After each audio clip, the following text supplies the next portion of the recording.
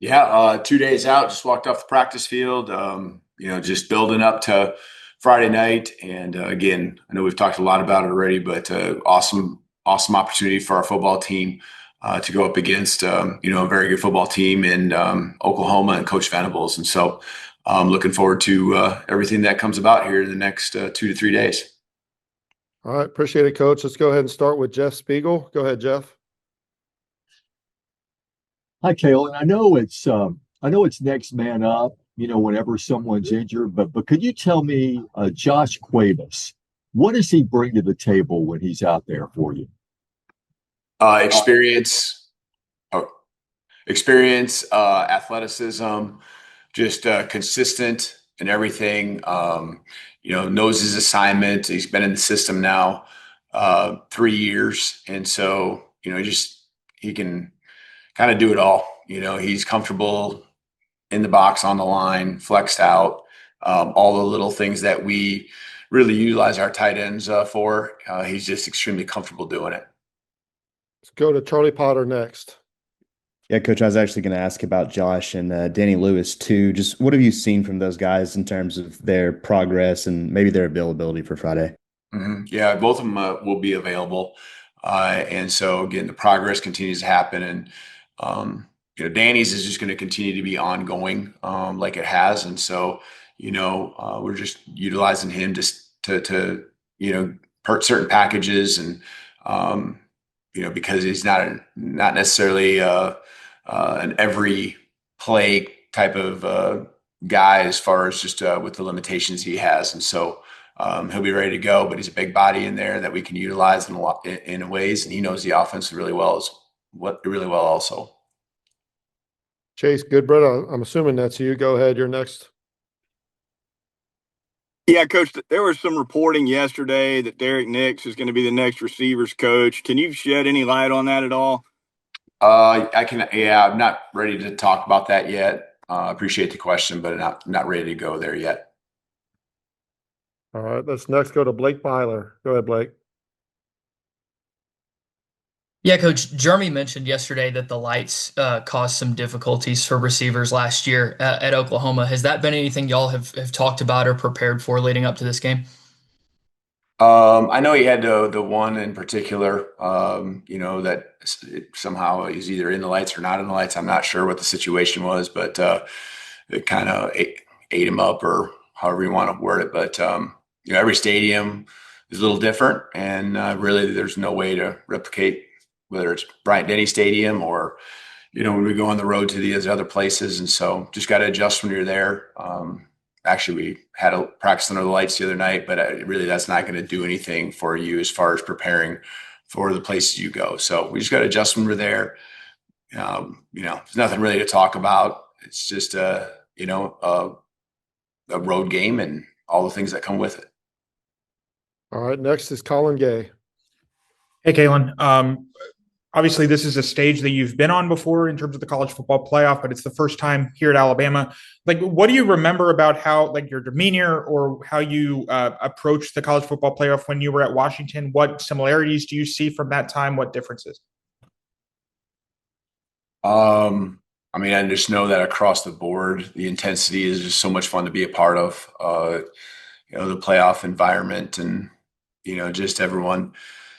The support, whether it's your team inside, the support outside, this is what you work for. You work to get to this moment to where you got a chance to reach your goals. And, every day you're giving everything you can to give yourself the best chance to be successful.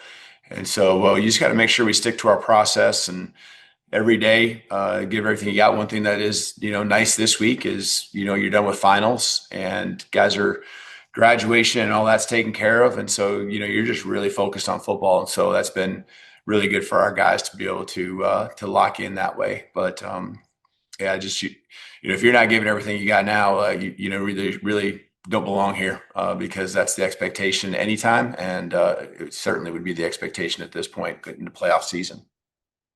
Okay, let's go to Will Miller next.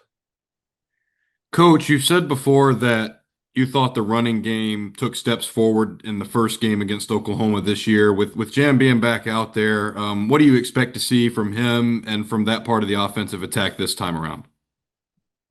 Yeah, I think just I thought we blocked as good as we had, and again, you want to take those steps, and certainly, um, we've had times where we struggled to run the ball, and I thought that was a game where we communicated well. We blocked well. We did our assignment, and we kept building. And Jam was the part of that, and carried the load there as well as Daniel and getting some opportunities in that first game. And so you just really hope that us understanding what they do. I know there'll be some tweaks and adjustments they make.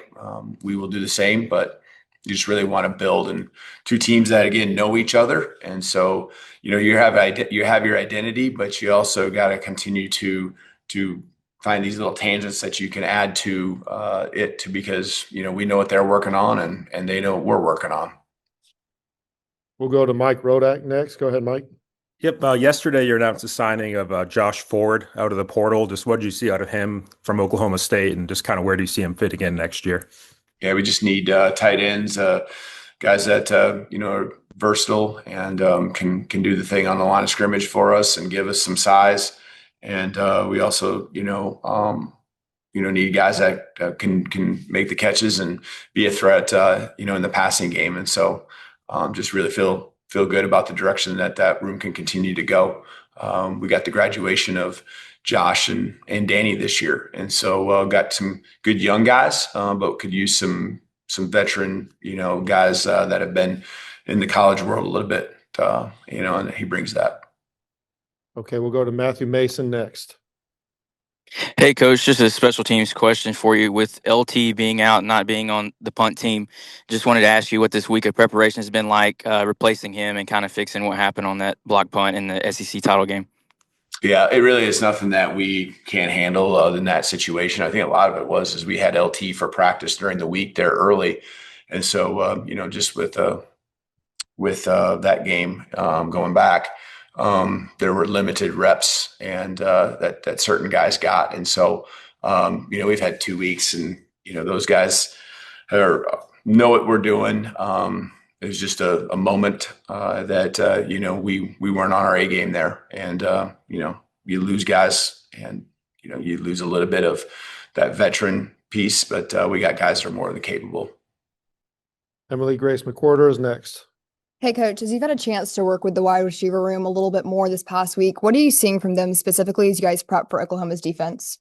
I like the attention to the detail of these guys and the questions they're asking.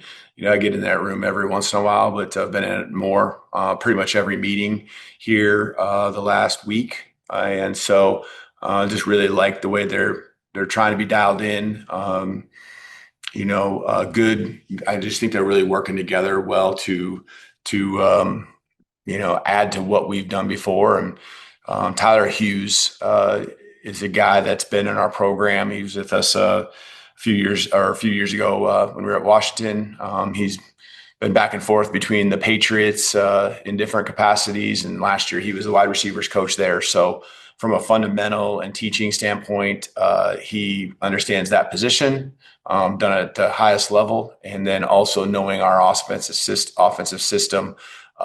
He's been a critical piece to our success for a couple of years now. And so he's done a great job filling in and really working with that group each and every day in the meetings on the side, just to get them up to speed on what the game plan's all about. But, we got at this point guys that understand what it takes. We got good leadership in that group, guys that care, guys that can make plays. And so it's certainly a unified effort, which is great to see.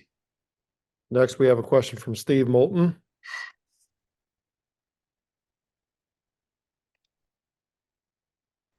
Go ahead, Steve.